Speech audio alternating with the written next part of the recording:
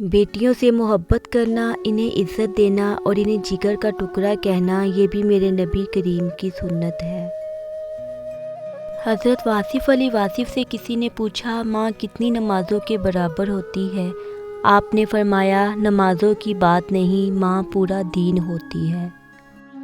سناٹا چھا گیا بٹوارے کے قصے میں جب ماں نے پوچھا، میں کس کے حصے میں ہوں؟ کہہ رہی ہے، مجھے یہ کل کی بہو آپ میرے میاں کا کھاتے ہیں۔ باپ زینہ ہے جو لے جاتا ہے اونچائی تک، ماں دعا ہے جو سدا سایہ فگن رہتی ہے۔ کہاں کہاں نہیں احساس تیرے ہونے کا، میں کیا بتاؤں کمی ہے کہاں کہاں تیری۔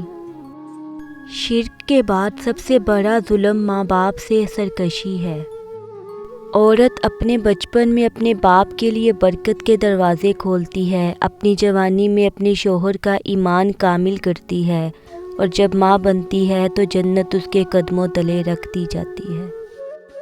جب شدت سے آپ کو اپنے والدین کی ضرورت اپنے بچپن میں ہوتی ہے، اسی طرح جب وہ بوڑھے ہو جاتے ہیں تو انہیں آپ کی ضرورت ہوتی ہے۔ وہ جاتے ہوئے ہاتھ تھام کر اللہ کے سپرد کرنا، آپ کا وہی کام آیا میرے، یہ دنیا والے تو اپنی گرد سے مار دیتے ہیں۔ ماں نے جو کچھ بھی پکایا ہو خوشی سے کھا لیا کرو، کیونکہ ایک وقت ایسا بھی آتا ہے جب انسان ماں کے ہاتھ کے کھانے کو ترس جاتا ہے، مگر اس وقت کھانا تو ہوتا ہے مگر ماں نہیں ہوتی۔ سلامت رکھے اللہ ہر ماں کو۔ جب تک آپ کی ماں کے ہونٹ آپ کے لیے دعا کے لیے ہل رہے ہیں تو آپ دنیا کے سب سے امیر ترین انسان ہو۔